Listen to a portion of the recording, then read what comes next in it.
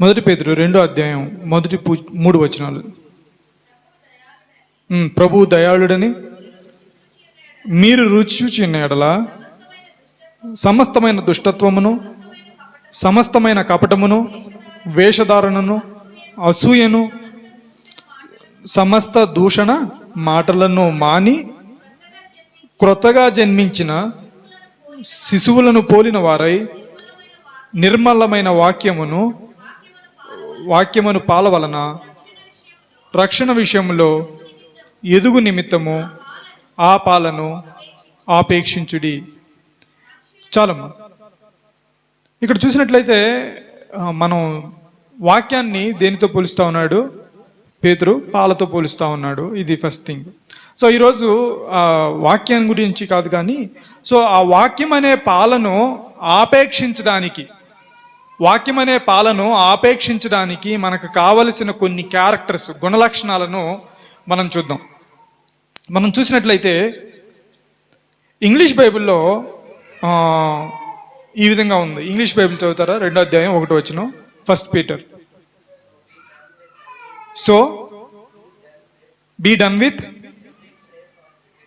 Every trace of wickedness. చాలు అంటే so అంటే లేకపోతే దేర్ ఫోర్ అనే పదంతో స్టార్ట్ అవుతుంది. అందువలన అనే పదంతో. అంటే దేని గురించి మాట్లాడుతూ ఉన్నాడు పేతురు? దేని వలన అంటే పైన పదాలని చదవాలి. పైన 2-3 వాక్యాల గురించి మనం చదివినట్లయితే ఆయన 2 విషయాలను గురించి మాట్లాడుతూ ఉన్నాడు. ఒకటి అక్కడ చదవండి, కొన్ని 20 నుంచి, అంటే మొదటి అధ్యాయం 20వ వచనం నుంచి 24వ వచనం దాకా ఏమేమి విషయాలు చెబుతా ఉన్నాడంట. మొదటిది సహోదర ప్రేమ గురించి చెప్తా ఉన్నాడు. చూడండి, అక్కడ సహోదర ప్రేమ ఎలా ఉండాలంట? మీరు 22వ వచనం 23 కలిసి ఉన్నాయి, చదువుతున్నాను. మీరు క్షయబీజం నుండి కాక శాశ్వతమగు జీవము గల దేవుని వాక్య మూలముగా అక్షయ బీజము నుండి పుట్టింపబడిన వారు కనుక నిష్కపటమైన సహోదర ప్రేమ కలుగునట్లు. ఎలాంటి మన సహోదర ప్రేమ, లేకపోతే సహోదర ప్రేమ గురించి మాట్లాడుతున్నాడు. ఒకటి. రెండోది దేని గురించి మాట్లాడుతూ ఉన్నాడు? రెండవది ఆయన అక్షయమైన వాక్యం గురించి మాట్లాడుతున్నాడు. వాక్యానికి 2 క్యారెక్టర్స్ని చెప్పాడు. ఏంటి అంటారు వాక్యానికి ఉండే 2 క్యారెక్టర్స్? చూడండి, ఆడ వాళ్ళు వాక్యానికి ఆయన 2 క్యారెక్టర్స్ని చెప్తా ఉన్నాడు. ఏంటిదంట? అది ఎలాంటిదంట అక్కడ చూడండి. క్షయము కానిది, లేకపోతే కరప్ట్ అవ్వదు అని చెబుతున్నాడు. రెండోది శాశ్వతము అగు జీవము గల దేవుని వాక్యము. అది ఎలాంటిదంట? It is an eternal word. శాశ్వతమైనది అది కరప్ట్ అవ్వదు అని చెబుతున్నాడు. సో ఈ 2 విషయాల గురించి మాట్లాడుతూ ఉన్నాడు. ఈ రెండు విషయాల గురించి, ఒకటి సహోదర ప్రేమ గురించి మాట్లాడుతూ ఉన్నాడు. రెండోది అది శాశ్వతమైన వాక్యము. ఆ వాక్యం ద్వారా ఆ వాక్యం మనలో పనిచేయడం ద్వారా మీరు రక్షణ అనుభవంలోకి వచ్చారు అని చెప్తున్నాడు. అక్కడితో అయిపోయింది. సో ఇప్పుడు ఆ 2 విషయాల గురించి మాట్లాడుతూ ఆయన ఏం చెప్తున్నాడు? ప్రభువు దయాళుని అక్కడ చూసినట్లయితే యాక్చువల్గా ఇంగ్లీష్ బైబిల్లో సో కాబట్టి సమస్తమైన ఆల్ ద ట్రేస్ అంటే ఏ చిన్నది లేకుండా సమస్తమైన దుష్టత్వమును, సమస్తమైన కపటమును, వేషధారణను, అసూయను, సమస్త దూషణ మాటలను మాని. అంటే యాక్చువల్గా ఇంగ్లీష్ బైబిల్లో ఏమని చెప్పబడింది? క్యాస్ట్ ఆఫ్ అంటే ఒక ఓల్డ్ రాటన్, లేకపోతే పాత బట్టలు ఉంటాయి కదా, చిరిగిపోయిన బట్టల్ని విసిరేసినట్టు తీసి పడేయండి అని చెప్పేసి చెబుతా ఉన్నాడు అనమాట. దాన్ని తీసి పడేయటం గురించి మాట్లాడుతూ ఉన్నాడు. రెండవది ఆయన ఏం మాట్లాడుతూ ఉన్నాడంటే, ఆయన ఇంగ్లీష్ బైబిల్లో అలా ఉంది కానీ తెలుగు బైబిల్లో మాని అని చెప్పండి. మాని లేకపోతే విసిరి పారేయటం, తీసి పారేయటం అని ఇంగ్లీష్ బైబిల్లో రాయబడింది. రెండో విషయాన్ని మనం గమనించినట్లయితే ఈ యొక్క 3 వచనాలు, 2వ అధ్యాయంలో మొదటి 3 వచనాలు ఆయన దేని గురించి, ఏ కాంటెక్స్ట్లో మాట్లాడుతూ ఉన్నాడు? సహోదర ప్రేమ గురించి, శాశ్వతమైన జీవము కలిగిన దేవుని వాక్యం గురించి, 2 గురించి మాట్లాడుతూ ఉన్నాడు కదా. శాశ్వతమైన జీవము కలిగిన దేవుని వాక్యం, ఈ 2 గురించి మాట్లాడుతూ ఆయన చెప్తా ఉన్నాడు సమస్తమైన దుష్టత్వాన్ని. ఇంగ్లీష్ బైబిల్లో దుష్టత్వాన్ని మ్యాలెస్ అని రాయబడింది. సో ఆ దుష్టత్వాన్ని మానాలంట కపటాన్ని, వేషధారణను, అసూయని ఎన్ని తీసేసిన తర్వాత కొత్తగా జన్మించిన శిశువులు పోని వాళ్ళై నిర్మలమైన వాక్యాన్ని ఆపేక్షించాలి అని చెప్తున్నాడు. సో మనం వీటిల్లో కొన్ని భాగాలని మనం చూద్దాము. సో దుష్టత్వం అంటే ఏంది? కాంటెక్స్ట్. దుష్టత్వం అంటే చాలా, ఆల్ వికిడ్నెస్ అనేది దుష్టత్వం. కానీ సహోదర ప్రేమ విషయంలో దుష్టత్వం అనే దానికి ఒక కాంటెక్స్ట్ ఉంది కదా. సహోదర ప్రేమలో ఇదంతా దేని గురించి మాట్లాడుతూ ఉన్నాడు?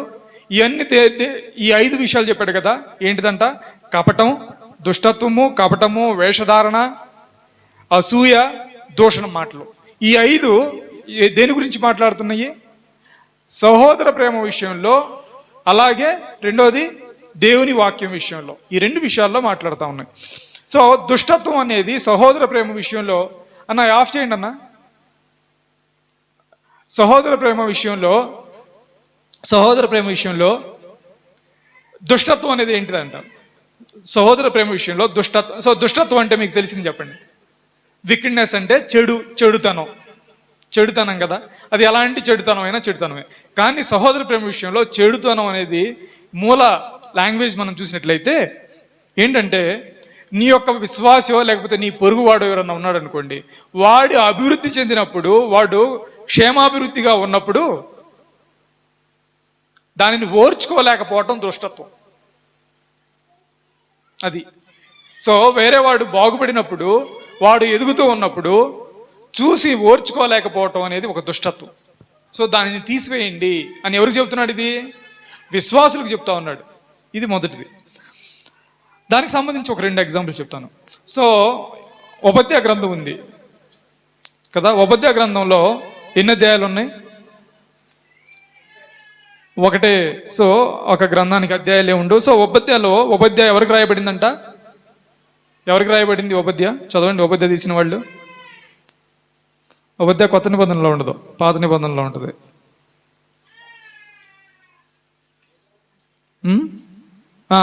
ఎవరికంట? ఏదోముకి రాశారు కదా. ఏదోముకి ప్రవక్త చెప్తా ఉన్నాడు. ప్రవచనాన్ని ఏదోము చెప్తున్నాడు, ఉపద్య ప్రవక్త. ఆ ఏదోముకి రాస్తూ 12వ వచనం చదువుతారు అక్కడ. నీ సహోదరుని శ్రమానుభవ దినమున చూచి నీవు ఆనందం తగదు. చూడండి, దుష్టత్వం అంటే లేకపోతే కపటం లేకపోతే దుష్టత్వం గురించి మాట్లాడుతున్నాం ఇప్పుడు. దుష్టత్వం అంటే ఏంటంట? దుష్టత్వం అంటే నీ యొక్క సహోదరుడు అభివృద్ధి పొందినప్పుడు ఏం చేయడం? దానిని చూచి ఓర్చుకోలేకపోవటం అంట. చూడండి, యోబు గ్రంథం 31వ అధ్యాయం 29వ వచనం. యోబు గ్రంథం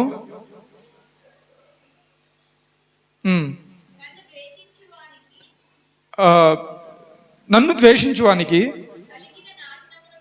కలిగిన నాశనమును బట్టి నేను సంతోషించిన ఎడలను అతనికి కీడు కలుగుట చూచి నేను ఉల్లసించిన ఎడలను నేను ఆలోకు చేయలేదు. ఎలాంటి అంట? సో ఈయన తన పొరుగు వారికి శ్రమ కలిగినప్పుడు కానీ ఈయన ఏం చేయలేదంట? ఆనందించలేదంట కదా. తన పొరుగు వారికి శ్రమ కలిగినప్పుడు యోబుకున్న క్యారెక్టర్.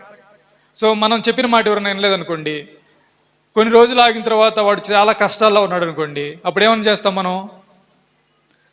నేను చెప్పాను కదా. కానీ కొంతమంది ఉంటారు ఇంకా కొంచెం అడ్వాన్స్డ్గా ఏం చేస్తారు? చాలా ఆనందిస్తారు. నేను చెప్పింది వినలేదు, వీడు చస్తున్నాడు అని. అవునా కాదా? అది దుష్టత్వం అంట కదా. అదేంటంట? దుష్టత్వం. వేరే వాళ్ళ. కానీ యోబుకున్న క్యారెక్టర్ ఏంటంట? యోబుకు అలాంటి గొప్ప భక్తుడైన యోబుకి ఏముందంట?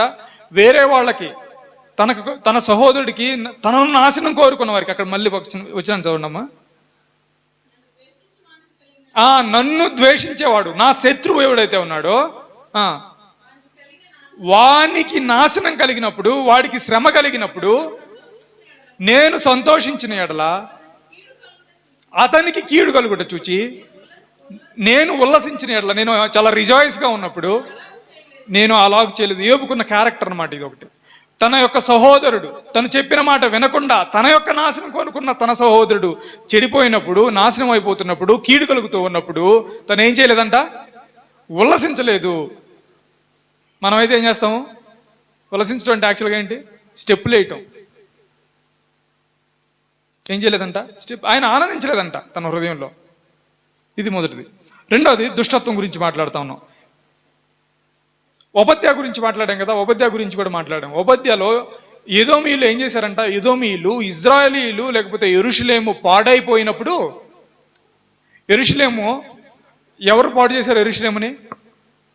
యెరూషలేముని ఎవరు పాడు చేశారు? బబులోన్ కదా. సో బబులోన్ రాజులు యూదా వారిని బబులోన్ వారు ఇది చేశారు. రాజ్యం రెండుగా విడిపోయిన తర్వాత నార్త్లో ఉండే పార్టీని ఎవరిని పిలిచేవాళ్ళు? ఇజ్రాయేలు అని పిలిచేవాళ్ళు. 10 గోత్రాలు ఇజ్రాయేలుగా. సొలొమోను దాకా సౌలు, దావీదు, సొలొమోను వీళ్ళు ముగ్గురు రాజ్యం 12 గోత్రాలని కలిపి పాలించారు. అవునా? సో ఆ తర్వాత సొలొమోను తర్వాత రాజ్యం రెండుగా విడిపోయింది. రెండుగా విడిపోయినప్పుడు 2 గోత్రాలు యూదాగా పిలువబడినవి, 10 గోత్రాలు ఇజ్రాయేలుగా పిలువబడినవి. ఆ 2 గోత్రాల పేర్లు ఏంటిది? ఆ 2 గోత్రాలకు ఉన్న రాజ్యం పేరు పేరు యోధా. యోధాతో పాటు ఉన్న ఇంకొక గోత్రం ఏంటి దాంట్లో? బెన్యామీను యోధా గోత్రాలు యోధా రాజ్యంగా పిలువబడినాయి.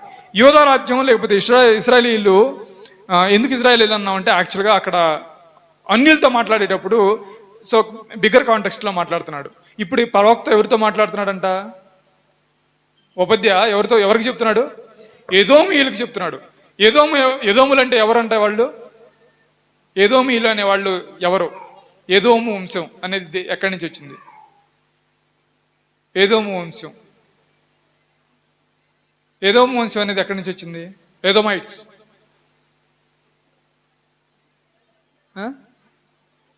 ఎక్కడి నుంచి వచ్చింది చెప్పొచ్చు?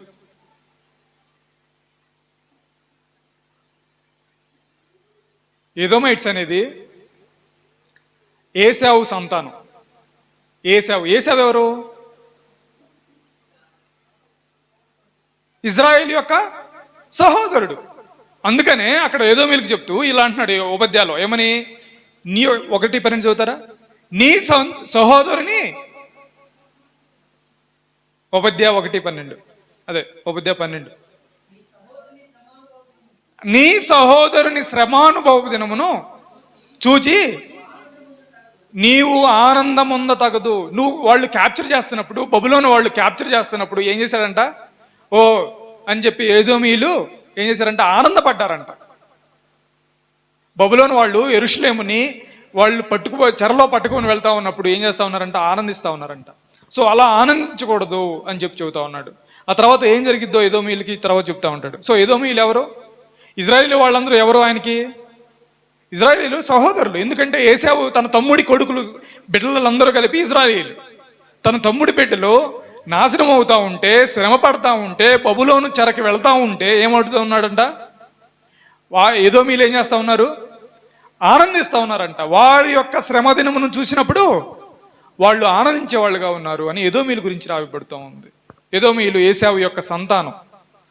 తన తమ్ముడి కొడుకులు అంటే ఆ సంతానం ఎక్కడికి వెళ్తా ఉంది? బబులోను చెరకి వెళ్ళేటప్పుడు వాళ్ళు యాక్చువల్గా తర్వాత మనం చూసినట్లయితే ఆ చెరకి వెళ్ళేటప్పుడు ఎవరైతే తప్పించుకుంటున్నారో వాళ్ళు తప్పించుకోకుండా హెల్ప్ చేశారంట. అంటే తప్పించుకోకుండా మరలా ఆ చెరలోకే నెట్టేసేటట్టు హెల్ప్ చేశారంట బబులోను వాళ్ళకి ఎదోమీయులు. ఆ తర్వాత మనం కింద చూసినట్లయితే మనకు తెలుస్తుంది. సో మొదటిది దుష్టత్వం. పొరుగు వారికి శ్రమ కలిగినప్పుడు మనం దానిని చూసి ఆనందించడం దుష్టత్వం.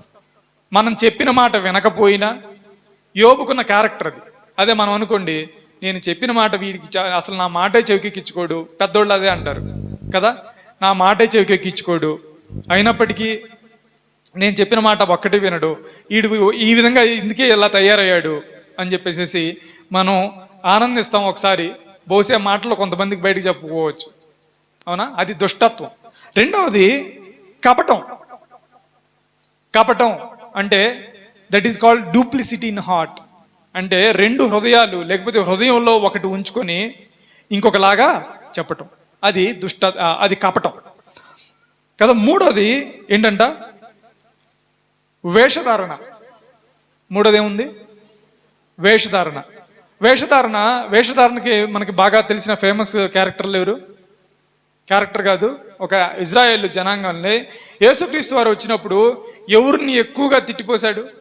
అంటే తిట్టడం అంటే ఎవరిని ఎక్కువగా గద్దించాడు? పరిసయ్యుల్ని, శాస్త్రుల్ని కదా. సో దొంగలను తిట్టలేదు, తాగుబోతులను తిట్టలేదు, ఆయన వ్యభిచారం చేసే వాళ్ళని ఏమనలేదు, వాళ్ళని క్షమించాడు, మారుమనసు పొందమని చెప్పాడు. కానీ ఎవరిని తిట్టాడు? Those who studied theology. అంతే కదా, వాళ్ళు they are well trained in theology. Well train అయిన థియాలజీలో వెల్ ట్రైన్ అయిన వాళ్ళని చూసి ఏమంటున్నాడంటే, ఏమన్నాడు? సర్ప సంతానమా, సున్నం కొట్టిన సమాధులు అని చెబుతున్నాడు. You have been trained in theology but there is no waste, it is a waste of time. మీరు మీతో పాటు కొంతమందిని నరకానికి తీసుకెళ్తారు అని చెప్తాను కదా. ఆయనకి డూప్లిసిటీ ఇన్ హార్ట్, లేకపోతే వేషధారణ అంటే రిలీజియస్ ఇష్యూస్లో, లేకపోతే దేవుని యొక్క మతపరమైన డూప్లిసిటీ ఒకటి. కాబట్టి వేషధారణ అనేది యాక్చువల్గా ఏంటంటే, మనం భక్తిపరులం కానప్పటికీ భక్తిపరులుగా నటించడం, అది వేషధారణ. అది మత సంబంధమైన విషయాల గురించి. కానీ ఇక్కడ ఏ కాంటెక్స్ట్లో చదువుతున్నాం మనం? ఇదంతా సహోదర ప్రేమ విషయంలో చదువుతున్నాం. సో దాని గురించి మాట్లాడదాం. సో సహోదర ప్రేమ విషయంలో వేషధారణ ఏ విధంగా ఉండొచ్చు అంటే రెండు విషయాల్లో చెప్పొచ్చు. సో మిగతా అని చెప్తాను ఎందుకంటే, సో ఏంటిదంట, పొగడ్త. చాలా మందిని నిచ్చెన ఎక్కిస్తున్నాం, లేకపోతే చెట్టు ఎక్కిస్తున్నారు అంటారు కదా. సో యాక్చువల్గా ఆ పొగడ్తకి పొగడ్త మంచిదే అన్న. మీరు ఈరోజు మంచిగా పాట పాడారో, లేకపోతే ఈరోజు మంచిగా ప్రార్థన చేశారో, ఈ వాక్యం వల్ల మేము బలపడ్డాము అని చెప్పడం మంచిదే, తప్పులేదు. కానీ even though you know it, so ఆ పొగడ్తకి వాడు అర్హుడు కాదు. కానీ ఏదో పొందదలుచుకొని నువ్వు ఉబ్బేయటం అంటాం కదా, వాళ్ళని చెట్టు ఎక్కించడం అంటాం. సో అలాంటి దానిని ఏమంటారంటే ఏంటిది? అది వేషధారణ కదా. ఏంటిదంట? వేషధారణ. రెండోది, ఇంకొక వేషధారణలో ఇంకొక భాగం ఏంటంటే, నీకు కొంతమందికి వాగ్దానాలు చేస్తూ ఉంటాం. ఈ కపటం ఎలాంటిదంటే, దేవునికి వాగ్దానం చేసి చెల్లించకపోవడం వేరు, మన మనుషులకి, లేకపోతే మన స్నేహితులకి, మన విశ్వాసులకి, మన తోటి సహోదరులకి వాగ్దానం చేసి దానిని నెరవేర్చకపోవడంలో తప్పులేదు. కొన్ని పరిస్థితుల వలన కొన్నిసార్లు మనం ప్రామిస్ చేస్తాము, ఆ టయానికి రాకపోవడమో, లేకపోతే ఆ రోజు వెళ్ళకపోవడమో, లేకపోతే మనం అనుకున్నది డబ్బు ఇవ్వకపోవడమో, ఇవన్నీ పర్లేదు. కానీ you don't have a intention to carry out that promise. నువ్వు ఆ ప్రామిస్ని నెరవేర్చాలని, ఆ వాగ్దానాన్ని నెరవేర్చాలనే ఇంటెన్షనే లేకుండా వాగ్దానాలను చేసేయటం, that is a hypocrisy. Hypocrisy in the love of the brethren. మనం అంతా బ్రదర్ లవ్ గురించి మాట్లాడుతూ ఉన్నాం. ఇది సహోదరుల యొక్క ప్రేమ విషయం గురించి మాట్లాడుతూ ఉన్నాం. ఇది చూసిన తర్వాత నాలుగో విషయం ఏంటంట, మొదటిది దుష్టత్వం. అంటే పొరుగువాడికి కలిగిన, నీ యొక్క సహోదరుడికి కలిగిన శ్రమను బట్టి సంతోషించడం, అది దుష్టత్వం. యోబుకి అలాంటి క్యారెక్టర్ లేదు, ఏశావు వంశానికి చెందిన వారికి అలాంటి క్యారెక్టర్ ఉంది అని చెప్పి చూసాం. రెండవది కపటత్వం. ఇది నీ యొక్క మనసులో ఒకటి పెట్టుకొని బయటకు ఇంకోటి మాట్లాడటం. తర్వాత వేషధారణ అనేది మనం చూసాము. వేషధారణ, రెండు రకాల వేషధారణ. ఒకటి మతపరమైన విషయాలలో, రెండవది సహోదరులకు సంబంధించిన విషయాల్లో మనం చూసాం. మూడవది చూసాం కదా వేషధారణ. నాలుగవది అసూయ. అసూయ ఎప్పుడు వస్తుందంట? అసూయ యాక్చువల్గా అసూయ ఏంటిదంటే, తన పొరుగు వారి అభివృద్ధిని చూసినప్పుడు ఓర్చుకోలేకపోవడం అనేది అసూయ. ఎన్వే, జలసీ అనేది ఎలా వస్తుందంట? It is by comparing. నేను ఇంత చేస్తున్నాను, నేను ఇంత కష్టపడుతున్నాను కదా. So it is by comparison. వేరే వాని యొక్క అభివృద్ధిని చూసి ఓర్చుకోలేకపోవటం అనేది అసూయ. దుష్టత్వం అంటే ఏంటిది? వేరే వాడి యొక్క శ్రమ కలిగినప్పుడు దానిని బట్టి ఆనందించటం, అది దుష్టత్వం. ఈ రెండింటికి తేడా ఉంది, చిన్న తేడా కదా. మనం చాలాసార్లు ఆ అసూయ కొన్ని ఎగ్జాంపుల్స్ చెప్పండి బైబిల్లో నుంచి. కయ్యూను, హేబేలు. ఎందుకంటే కయ్యూనికి ఏమైంది? హేబేలు యొక్క అర్పణను దేవుడు అంగీకరించాడు. అందుకని ఏమనిగింది, ఆయనకి అసూయ కలిగింది. తనకంటే మంచిగా దేవుడి చేత వాడబడ్డాడు, లేకపోతే దేవుడు తన యొక్క బలిని ఆగ్రానించాడు, ఆ బలిని తీసుకున్నాడు, అంగీకరించాడు, నా బలిని అంగీకరించలేదు అని చెప్పేసి ఏమనిచ్చింది, అసూయ వచ్చింది. ఇంకా యేసేపు ఆయన సహోదరులను చూసి మత్సరపడ్డారు అని చెప్పాడు. తర్వాత ఇంకొన్ని ఎగ్జాంపుల్స్, ఆ 2 ఎగ్జాంపుల్స్ నా లిస్టులో లేవు యాక్చువల్గా. ఇంకా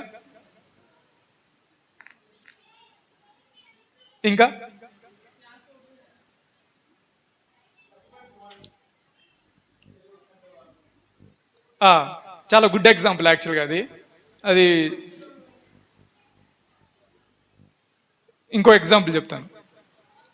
ఒకటి జనరిక్గా చెప్తాను. ఒకటి ఏంటంటే బాగా తెలిసింది మనకి, మర్చిపోయి ఉంటారు, బాగా తెలిసింది, వేరే వాళ్ళ అభివృద్ధి చూసి ఓర్చుకోలేకపోవడం.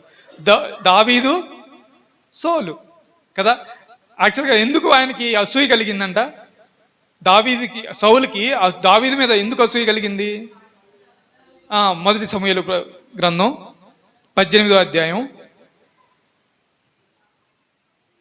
మొదటి సమూయేలు గ్రంథం 18వ అధ్యాయం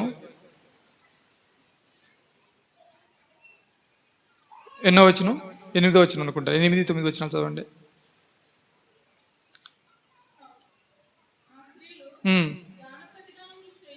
గాన ప్రతిగానములు చేయుచు వాయించుచు సౌలు 1000 కొలదియు, దావీదు 10,000 కొలదియు శత్రువులను హతం చేసినని ఆ మాటలు సౌలుకు ఇంపుగా ఉండనందున బహుకోపము తెచ్చుకొని వారు దావీదునకు 10,000 కొలదనియు నాకు 1000 కొలదనని స్తుతులు పాడిరే. రాజ్యం తప్పితే మరి ఏ అతడు తీసుకోలేడు. ఇది యాక్చువల్గా తనకంటే చిన్నవాడైన దావీదుని చూసినప్పుడు, తనకొకన్న ఫేమ్ని లేకపోతే తనకున్న ఒక మంచి క్యారెక్టర్ని దేవుడు వాడుకున్నప్పుడు దానిని చూసి తట్టుకోలేని అసూయ. ఇది సౌలు దగ్గర చూస్తాం. సౌలు దీన్ని చేయడం వల్ల, అసూయ వలన ఏం చేశాడు? అసూయ వలన ఏమైంది? దేవుని యొక్క ఆత్మ ఆయనలో నుంచి వెళ్ళిపోయింది. ఏమొచ్చిందంట? ఒక దురాత్మ సౌలు పట్టి పీడించింది. కెన్షి సంధ్యా వాక్యం వినడం అసలు ఇష్టం ఉన్నట్లేదు. రెండోది ఇంకొకటి, సౌలుకి దావీదు గురించి మాట్లాడుతున్నాం కదా. రెండోది ఏంటంట, ఇంకో బాగా ఫేమస్ క్యారెక్టర్. సో మొదటి సౌలు గురించి మాట్లాడదాం, తర్వాత ఇంకొక వ్యక్తి దగ్గరికి వెళదాం. అసూయ అనేది యాక్చువల్గా ఇంగ్లీష్ బైబిల్లో చదువుతాను నేను, సో ఈజీ ఇంగ్లీష్ అనేది ఇది చాలా ఎలా ఉందంట. Women say that David has killed 10,000 of men, so but they say I have killed only thousands of men. Perhaps they will want David as their king one day. అంటే వాళ్ళు ఏమనుకుంటున్నారు, సౌలు ఏమనుకున్నాడు, ఇప్పుడు బాగా యుద్ధం చేసి గొల్యాతుని చంపి 10,000 మందిని చంపాడని చెప్తున్నారు, నేను 1000 మందినే చంపానని చెబుతున్నాడు. కానీ one day they might accept him as a king. ఏదో ఫ్యూచర్లో ఒకరోజు నా యొక్క పదవో, నా కుమారుడి యొక్క పదవో పోతుందేమో అని చెప్పేసి ఆ భయం వలన వచ్చిన అసూయ, అది అసూయ. They might accept him one day as a king అని చెప్పి ఆ భయం వల్ల మనం కూడా అంతే కదా. భయం ఉన్నప్పుడు వాళ్ళు నా గురించి ఏమనుకుంటున్నారు, వీళ్ళు నా గురించి ఏమనుకుంటున్నారు, let them think what they want. వేరే వాళ్ళు ఏమనుకుంటున్నారు అనేది అవసరం లేదు. మీకు ఇంకో విషయం కూడా చూపిస్తాను. కంపారిజన్, ఇదంతా అసూయ అనేది దేని వలన వస్తుంది అని చెప్పాను, కంపారిజన్ వలన. కంపారిజన్ అనేది ఎవరు చేస్తారో చెప్తాను. చూడండి, 2 కొరింథీయులకు రాసిన పత్రిక 10వ అధ్యాయం చూడండి.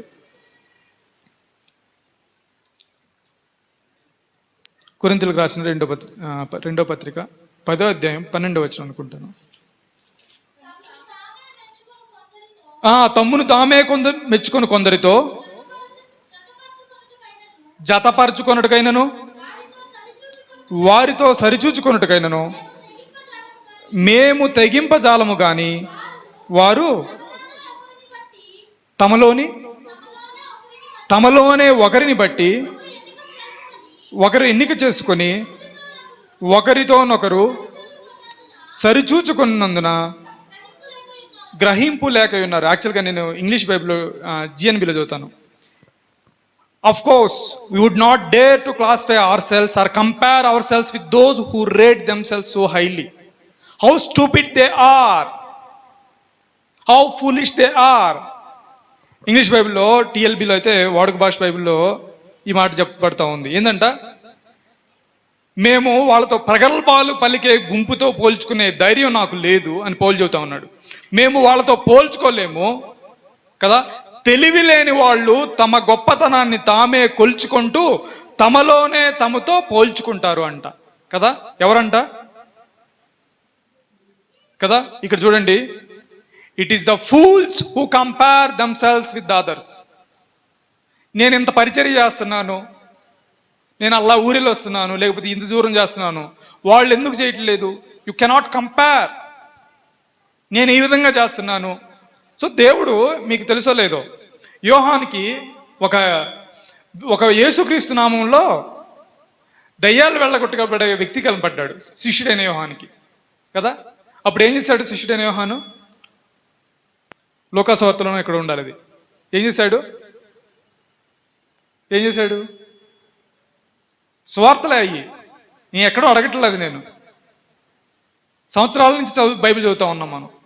శిష్యుడైన యోహానికి తమ గుంపులో చేరని ఒక వ్యక్తి, శిష్యుల్లో తమ శిష్యుడు కాని ఒక వ్యక్తి యేసుక్రీస్తు నామంలో దయ్యాలను వెళ్ళగొడతా ఉన్నాడు. ఆ టైంలో ఏం చేశాడు శిష్యుడైన యోహాను? వాడిని ఆటంకపరిచాను అని చెప్తా ఉన్నాడు. యేసుక్రీస్తు వారి దగ్గరికి వచ్చి, నేను మన గుంపులో చేరని వ్యక్తి నీ నామంలో దయ్యాలను వెళ్ళగొడుతుంటే నేను వాడిని ఆటంకపరిచాను అని చెప్తా ఉన్నాడు. అప్పుడు యేసుక్రీస్తు వారు ఏం చెప్పాడంటే, అలా ఆటంకపరచడానికి వీలు లేదు అని చెప్పాడు కదా. సో యోహానుకి ఒక జీలు ఉంది. మీకు పాత నిబంధనలో కూడా అలాంటి ఒక సిమిలర్ ఇన్సిడెంట్ ఉంది. ఏదైనా చెప్పగలరా? Similar incident. యెహోషువ మోషే దగ్గర ఉన్న 70 మందిలో కాకుండా వేరే వాళ్ళు ఎక్కడంట, గుడారం వెలుపల వాళ్ళ గుడారాలలో ప్రవచిస్తున్నారు అని చెప్పేసి మోషే దగ్గరికి వచ్చి, నువ్వు వాళ్ళని ఆపు అని చెప్పి చెబుతూ ఉంటాడు. ఇది సిమిలర్ ఇన్సిడెంట్. కానీ ఏం చెప్తాడు? నా వలే మిగతా వాళ్ళందరూ ప్రవచించడం నాకు ఎంతో ఇష్టం అని చెప్తాడు కదా. కానీ అంటే దేని గురించి చెప్తున్నా అంటే కంపారిజన్ గురించి చెప్తా ఉన్నాను. కంపారిజన్ అంటే ఎక్కడి నుంచి వస్తుందంట? కంపారిజన్ అనేది it is a fools who compare themselves. మనం కంపేర్ చేయకూడదు. సువార్త కూడా నేను చెప్పినట్టే సువార్త చేయాలి, నేను చెప్పినట్టే జరగాలి యేసుక్రీస్తు వారే అనుకోలేదు. కానీ యోహానికేముంది? యోహాను ఇదిగో మన గుంపులో చేరలేదు కదా, నీ నామాన్ని ఎందుకు వాడుకుంటున్నాడు అతను అని చెప్పి అన్నాడు. లేదు, చెయ్యని, నా పరిచర్యని చెయ్యని అని చెప్తా ఉన్నాడు అనమాట. లేదు, మన గుంపుతోనే ఉంటేనే చేయాలి అని చెప్తున్నాడు యోహాను. కాదు, ఆయన నా నామాన్ని ప్రకటిస్తున్నాడు. నాకు విరోధంగా లేకపోయినట్లయితే, నా యొక్క పరిశుద్ధాత్మ శక్తి లేకపోయినట్లయితే ఆ కార్యాలు అతను చేయలేడు, వదిలేయి అని చెప్పాడు కదా. కంపారిజన్ గురించి ఇంకొన్ని విషయాలు మాట్లాడుకొని, యాక్చువల్గా ఒకటి సౌలు గురించి దావీదు గురించి మాట్లాడుకున్నాం. తనకంటే చిన్నవాడైన దావీదు ఒకరోజు తన రాజ్యం తీసుకుంటాడేమోనని, తన కొడుకైనా యోనాతానుకు కాకుండా రాజ్యం వెళ్ళిపోతుందేమోనని భయం. ఈ రోజుల్లో చాలామంది పాస్టర్లకి వాళ్ళ కొడుకులకి, ఇంకా ఈలేమో మా కొడుకుకి, లేకపోతే మా మనవడికి పాస్టర్కి ఉద్యోగం ఉండదేమోననే భయం. అలాంటి భయాలు చాలామందికి ఉంటాయి కదా. రెండోది చూడండి, అందుకని వేరే వాళ్ళు ఎవరైనా ఎక్కువ వస్తున్నారు అనుకోండి సంఘాల్లో, వాళ్ళని రానికుండా చేస్తూ ఉంటారు. రెండోది చూడండి, మార్కు సువార్త, ఈ క్యారెక్టర్ని నేను ఇంకా మీరు చెప్పలేదు. రెండో క్యారెక్టర్ 15వ అధ్యాయం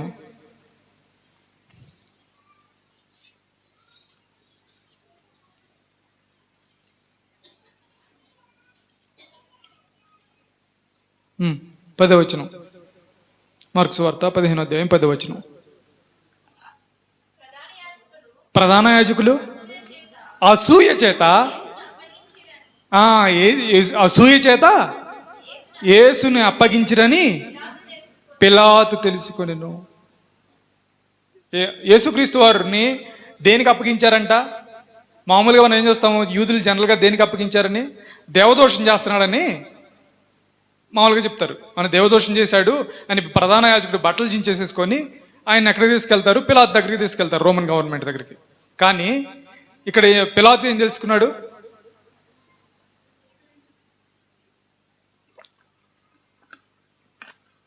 దేని చేత అంట? అసూయ చేత ఏం తెలుసుకున్నాడంట? యేసుక్రీస్తు వారిని అసూయ చేత పరిసయ్యులు అప్పగించారు అని తెలుసుకున్నాడు కదా. So the following they had, పరిసయ్యులు, they are well known for their religiosity. మతపరమైన విషయాలలో ఖచ్చితంగా ఉండే వాటిల్లో, ఆచారాలు పాటించడంలో they are known for their trait. అంటే వాళ్ళు భక్తికి మేమే ఏమంటారు, కొంతమంది చూస్తాం కదా, ఏమంటాం కొంతమందికి సోమరితనానికి సింబల్ లాగా ఉన్నాడు అంటారు కొంతమందిని. అలానే మేము భక్తికి మేమే సింబలు అని అనుకుంటారు. అలాంటి పరిచయాలు వాళ్ళు, వాళ్ళ ఫాలోయింగ్ పోయి యేసుక్రీస్తు వారికి ఎక్కువ ఫాలోయింగ్ వస్తుందని అసూయ చేత ఏం చేశారంట? ఏం చేశారు? ఎవరినిగా? పిలాతుకి యేసుక్రీస్తు వారిని అప్పగించేశారు అసూయ చేత. చూడండి, ఒక అసూయ చేత దేవుణ్ణి కూడా అప్పగించడానికి ఏమాత్రం వెనకడుగు వేయట్లేదు కదా. చివరిది దూషణ మాటలు. దూషణ మాటలు ఏంటిదంట? దూషణ మాటలు ఏం చేస్తాయంటే వేరే వాళ్ళ వ్యక్తిత్వం ఉంటుంది కదా, దానిని గాయపరుస్తాయి దూషణ మాటలు.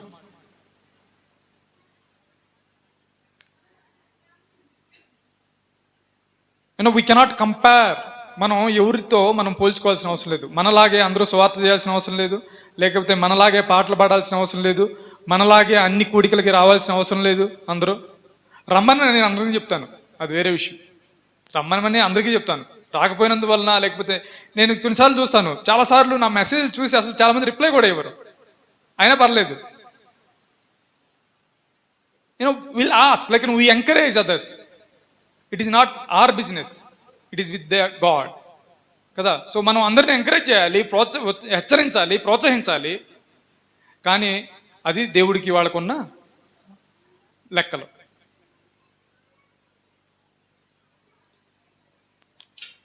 ఇంకొన్ని విషయాలు మనం చూసి ముందుకెళ్ళిపోదాము.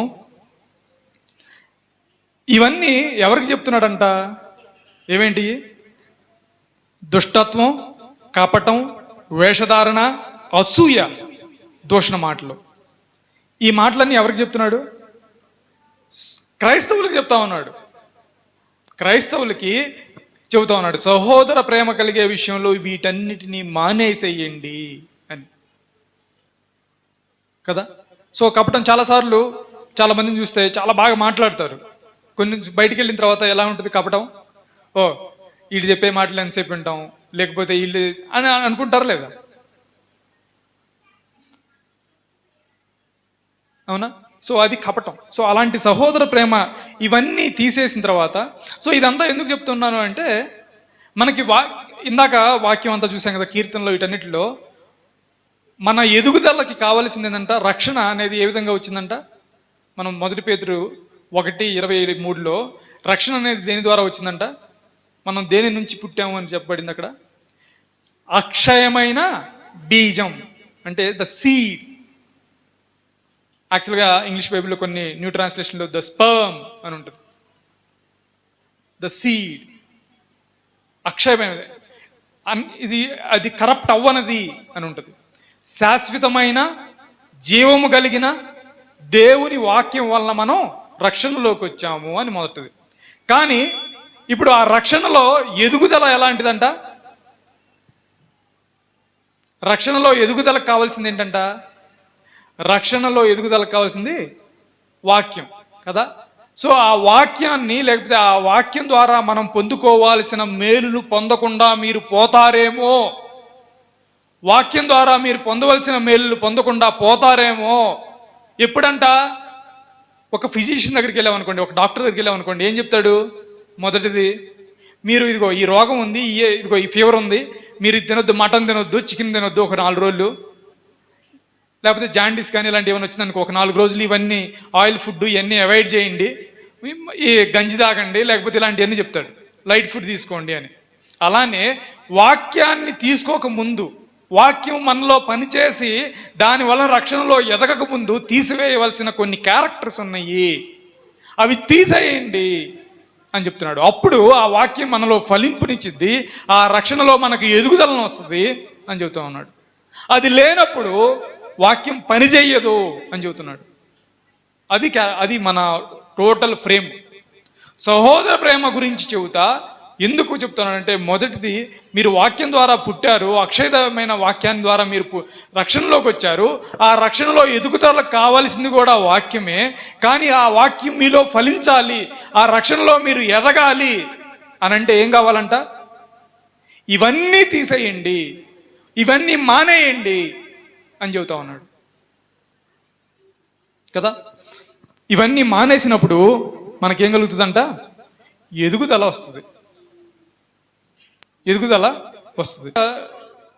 మనం బలలో పాలు పంపులకు పొందక మునుపు మనం నేర్చుకోవాల్సింది, ఈరోజు నేర్చుకున్నది ఏంటంటే, సమస్తమైన దుష్టత్వాన్ని మాని ఈ యొక్క వాక్యాన్ని, ఈ వాక్యం వలన మనకి ఎదుగుదల ఏదైతే ఉందో, ఎదుగుదల లేకుండా ఎప్పుడు ఉంటామంట? ఇవన్నీ మన హృదయంలో ఉన్నప్పుడు. ఏమేంటి? దుష్టత్వము, కపటము, వేషధారణ, అసూయ, దూషణ మాటలు కదా. సో ఇవేమీ లేకుండా ఇలాంటివి ఉండటం వలన ఏం జరిగిందంట? దురాత్మ సౌలు మీదకి వచ్చింది, రక్షకుడిగా వచ్చిన యేసుక్రీస్తు వారిని కూడా చంపారు కదా. సహోదర ప్రేమలో ఇవన్నీ లేకుండా మనం ముందుకు కొనసాగుతాం. ఇవేమైనా ఉన్నట్లయితే మనం వాటిని దేవుడి దగ్గర ఒప్పుకొని విడిచిపెట్టి బలలో పాలు పంపులు పొందుదాం. సో దేవా, మేము ఇదిగో మీ యొక్క రక్షణ, మీ యొక్క వాక్యం మాలో పనిచేయకుండా ఇవన్నీ ఉన్నాయి, వాటిని తీసేయండి అని చెప్పేసేసి కదా. సో ఆ విధంగా మనం దేవుడిలో ముందుకు వెళదాము.